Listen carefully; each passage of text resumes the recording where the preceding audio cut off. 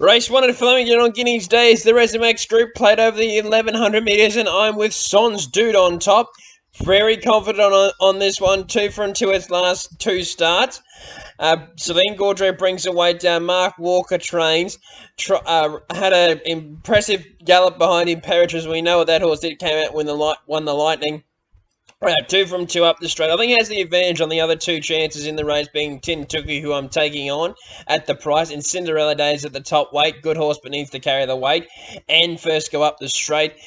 I just think Sans Toot, is the one to beat. Good run up the straight. Good performance last start to beat a little deep, and I think can prove hard to beat again here. Cinderella Days for second. Good horse on a day. Just a career on top of the ground, though he's classy. New stable start for Graham Beck. Tin Tookie I'm taking on at the price, and Waltz on by for fourth. But Sans Doot to win race 1. Flemington, 30 the win. Race number 2 at Flemington, and I'm with Aramco on top in the benchmark 84 over the 2,000 metres. I think he's clearly the one to beat. Damien Lane in the saddle. Rode him his past couple of starts. Won impressively at Flemington, beating Lording, who came out one last Friday night at the Valley, and was good last start, holding on to second. Bloused by a horse that had a better run, where he was up on speed, controlling the tempo. He'll do the same thing here. Drops in weight. Lane sticks. I just think he's clearly the one to beat. 240 is a ripping price, and it'll be winning, I think.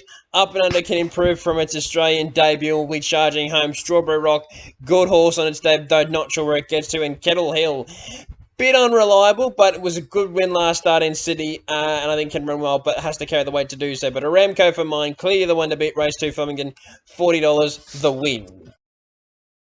Race number 3 at Flemington is a benchmark 78 over the 1,200 metres. The VRC Punters Club Sprint, and I'm with Master Montaro. I think he's the one to beat.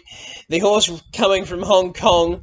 He's had 3 starts in Australia. Has been running well throughout his campaign so far. Got the win on the board last start when he's dropped back in grade, back up in grade here. $5.50 I think is a great price. Barrier number 10 should be just settling off them, stalking them, and come peeling over the top of them and charging home and winning. Big Watch will have the same run, but I think Master Montaro is a better horse than Big Watch. I think they're the clear 2 in the race. Ivan's Hero, I think, can run well for Chris Waller and Damien Lane in fourth. Although I'm treating this as a prep run for something further. But Master Montaro for mine, race 3 Flemington. I think it's a good thing. 12 each way. Race number 4 at Flemington is the Furphy Trophy over the 1,000 metres, and I'm with Bold Bastille on top. This race is either Bold Bastille wins or something at a good price will win it, because I think Bold Bastille is clearly the one. Very, very confident. Up on the inside, up on the paint. Goes to the lead. They won't catch it. Mark Zara in this at all. If this horse is right, she wouldn't be here if she wasn't. Had 3 lengths on Hayasugi on debut, and Hayasugi won the Diamond last Saturday. That's very good form to in a race like this. Always Enough was, I think, the best of the unraced brigade, and actually really impressed me in its jump out and work. Drifting's been well back from, I think, about $5 into $4.40. The Snowden, Bring It South, Jamie Carter ride, and High Flying Rosie I thought could run really well in for fourth. But I'm with Bold Bastille. She's just too classy for these. $2.25 is a good price. 50 the win. Race number 5 at Flemington is the off-the-track sprint over the 1,100 metres, and I'm with Excess on top. I just kept coming back to this horse. I'm pretty confident, actually, in this horse's chances. Won impressively on debut, then went to Caulfield, made Shiva work for the win, then went to the Captain Teves, I do believe, down the straight, and was acquitted herself really well. 54. Celine takes 1.5 kilos off that, so brings it down to the 52.5 with no weight on her back. I think she'll go straight to the front or somewhere near it, or can just settle off the leader, being obviously Diamond Decorator, and take a bit of beating here. I'm really surprised she's 650. Moesha comes out of there. Kevin Hayes behind Estriella, and I think that horse run well later on in the day. Wait for that tip. And think can run well here. Elative will be charging home. Needs to live up to the boom that she's had on her. And Bonnie Amore, if she ran up to a maiden win, it'd be right in this, though has to lift. Excess race 5 for mine. 35 the win. Race number 6 at Flemington is the benchmark 84 over the 1,600 metres, and I'm with Another Will. What beats it? Nothing in this field I can see beating her. She's been very good. He's been very good in his last 2 wins. bolting in first up at Sandown, bolting in last start at Caulfield under a hold from Jamie Carr, drops in weight. The $1.65 favourite for a reason. I think he'll get the job done here. Magnus Bing comes out of a good race last start, was narrowly denied behind Rumbled again, coming down the outside where he was on the inside. Aristonis on its best form can win. And if you isolate its mile form, it's actually pretty good. And Kaburan for fourth. That was hard to say, but another Will for Mine on top, race 6. Just too good for them. 50 the win. Race number 7 at Flemington is the English sprint over the 1200 metres, and while Cabalis is the hot horse in the race and well-fancied favourite, I'm with the second favourite here in Estriella. I think she can prove hard to beat.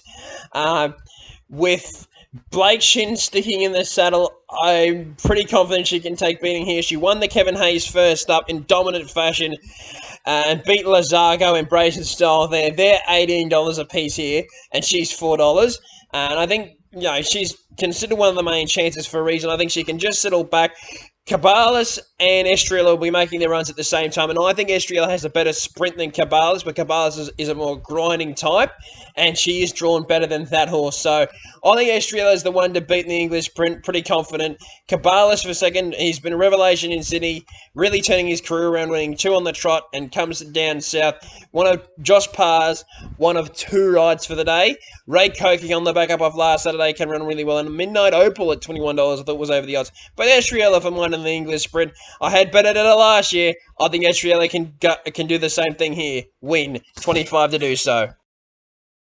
Race 8 at Flemington, and it's the big one. It's the Group 1 Australian Guineas over the mile, and I do have Riff Rocket in my strategy. I think he's a big chance, but couldn't quite have him on top. I've got V8 on top.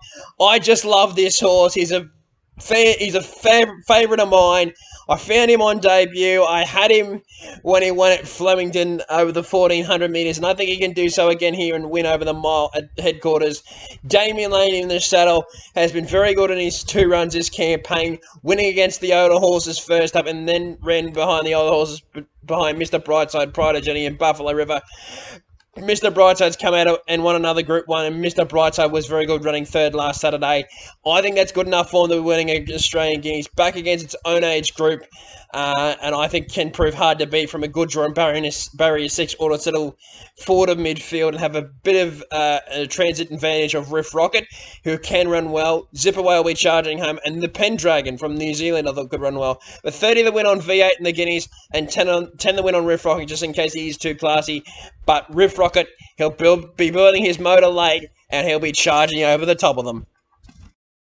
Race number 9 at Flemington is the Group 3 Tab Blamey Stakes. Always a cracking edition of this race, and this year it's no different. And I like one at a bit of value here, and that's Muramasa, $14. I tipped this horse when it was first up at a good price. I'm doing so again here. I wasn't disappointed throughout any of its runs last campaign during its running streak. Didn't handle the track when it ran at Caulfield in the race won by Military Mission. I think that dry track Dan Moore, good enough barrier. He can come charging over the top of them late, and I think can score the Blamey Stake and win his way into the All-Star Mile. I've been quite impressed with his work leading in, and you got to remember that work has been without his usual traditional headgear on race day, with that advantage as well. Man, he's going to be hard to beat. At $14, I can't believe the price. A Tissue, multiple Group 1 performed horse. Don't know if it's coming to Melbourne or staying in Sydney. But I thought off the first up run it would have to lift. But she, outside of Muramasa, is the best horse in the race. Macram, the bolter, scored at 100 to 1 last start. $8 you're getting here, but has to repeat the dose, though has the Flemington factor to be accounted for. And Panfield, I think, can run really well here. But I'm with Muramasa in the Blamey. I think he can win. 35 the win. Race number 10 at Flemington is the benchmark 84 over the 1400 metres to finish the day, and I'm with Frigid on top. I think she can take a bit of beating here. Very consistent mare. Everybody loves her great. She's got a good draw. Damien Lane in the saddle, 56 kilos. It all points to a win for mine, and at $6.50 I think is a cracking price. He's our Bonneville will be charging home. Is third up, Hard Fit.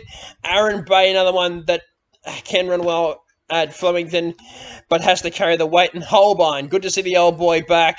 Those faces a task here with a big weight, but will be up on speed for a long way, and he's over the odds at $71. But I'm with Frigid in the last, the grey to show what she's made of, and to prove too classy, 25 the win.